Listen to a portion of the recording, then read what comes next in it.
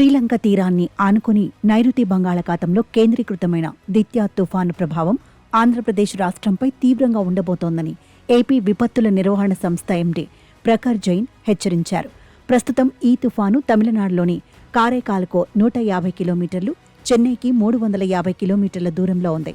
గత 6 గంటల్లో గంటకు 8 కిలోమీటర్ల వేగంతో ఉత్తర వాయువ్య దిశగా కదులుతున్న ఈ తుఫాను రాత్రికి చెన్నైకి అత్యంత దగ్గరగా చేరుకోనుంది.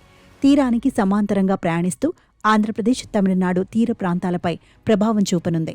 అయితే ఈ తుఫాను తీరం దాటకుండానే క్రమంగా బలహీనపడే అవకాశం ఉందని అధికారులు అంచనా వేస్తున్నారు.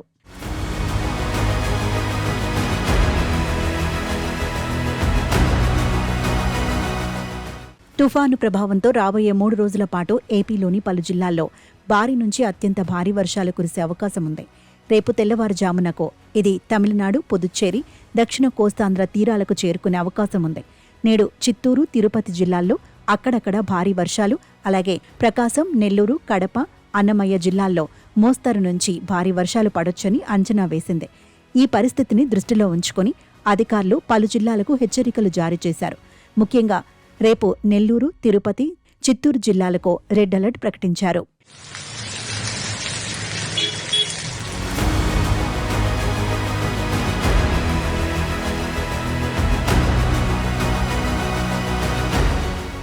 మత్స్యకారులు 3 రోజుల పాటు సముద్రంలో వేటకు వెళ్లకూడదని, ఇప్పటికే వేటకు వెళ్లిన వారు వెంటనే వెనక్కి తిరిగి రావాలని విపత్తుల నిర్వహణ సంస్థ సూచించింది.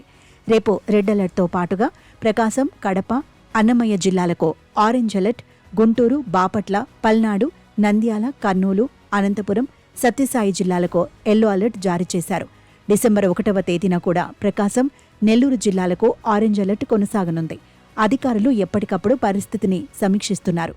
ప్రజలు అప్రమత్తంగా ఉండాలని, వాతావరణ శాఖ ఇచ్చే సూచనలను తప్పక పాటించాలని కోరుతున్నారు.